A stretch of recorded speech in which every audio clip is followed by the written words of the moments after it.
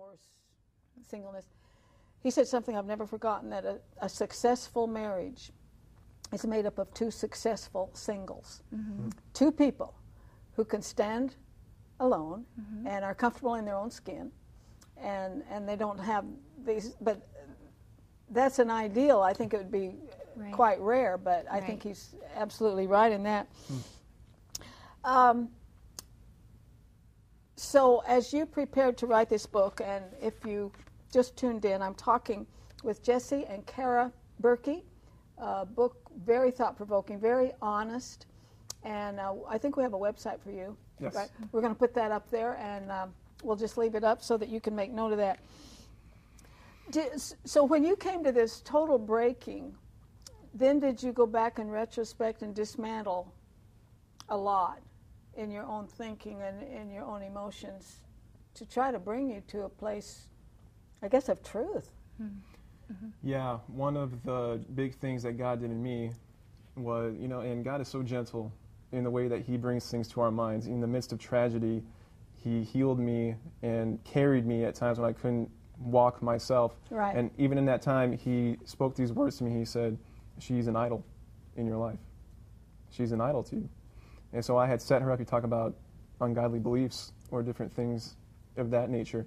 Like I said before, she was my ticket into everything, and that's when he showed me. He said, she's an idol to you, and I will not tolerate any idols before And your me. idol crashed. My idol crashed. Oh, yeah. I think that God filled you, this is a very moving story, with such compassion for her in the midst of these raging emotions, and you said, I'll do anything. And do you remember what you said to her? Because it's so profound. Yeah. I said, I want you to forgive yourself. How do you do that in that moment? That's great in retrospect, but this is, I've experienced some really difficult times like this. And to say to anybody, I want you to forgive yourself, and that had to be an absolute divine moment. I understand now that in our moments of greatest tragedy or pain, if we say, yes, Lord, if we're willing to engage our wills to hear him, then he'll tell us what to do. And if he's going to tell us what to do, then he'll fill us with the grace to be able to do it. Apart from that, I don't know how I was able to say those things that night. I've got a statement from your book here. God had ripped off the layers of self-hatred, unforgiveness, religion, much more. God, in his astounding grace, had given me the tools I needed to deal with something like this. I think that's profound. The only question was whether or not I was going to use those tools. To me, that's the crux of this type of thing, that God will, his grace will be sufficient if you're willing to use those tools. But how many do? I've said that our hope for restored marriages rests in our willingness, willingness is a good word, to be individually transformed by God. And what we're talking about is a deep rooting out process. The tools that come to us to be used in these times, they can only be sharpened and even given to us during great and deep, real, true transformation. Of course, talking about the true born-again experiences where the old man dies and the new one rises up. And during that process is how the tools come and how they've come.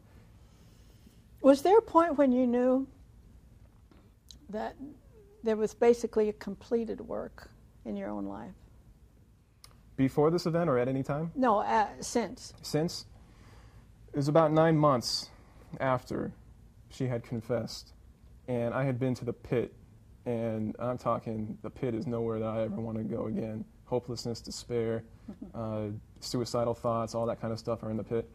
I hadn't been to the pit for about a year now, and that was 9 months. The last time I was at the pit, I should say, there's a better way to say it. The last time I was in the pit was 9 months afterwards.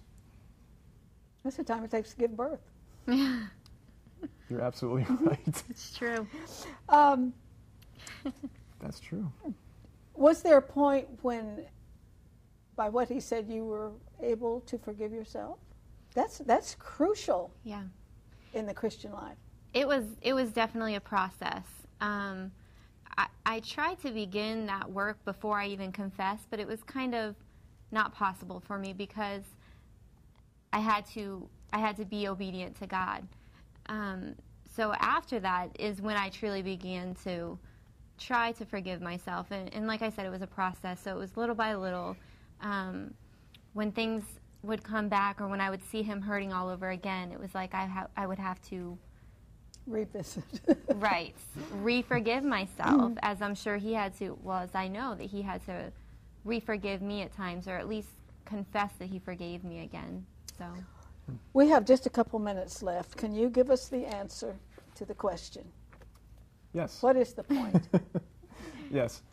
That night when I was asking God, I have understood that we were supposed to get all of our acceptance, all of our security, everything that we are, our love from God. So I was asking him, well, Lord, if all of that is coming from you, then what's the point of marriage? And I was expecting this kind of complicated, 10-step answer. And all he said was, so that you can see me in who your spouse is. That this covenant relationship of marriage can be the deepest, most provoking or intimate emotional relationship we can have with another human being. And it's in that where we have the opportunity to see God in a tangible way in ways that we can't with any other person. I think you're 100% right on that. And Paul, is it in Ephesians, calls it a mystery. But it's supposed to illustrate Christ in the church. And when you love her as Christ loves the church, and then you respond back to him as the church should respond to Christ, you've got something that is so far above anything really human that we can ask or think. And we are just out of time, but this is an important book that you've written. And as I said at the top of the programs, most of our mail is about these kinds of situations. And perhaps you could come back and we could talk more in depth about your book. But I do believe for someone who's studied the Bible a long time, you came up with the right answer. Amen. Right. Thank you. Hey, stay with me, friends. I have a couple things to say before we have to say goodbye.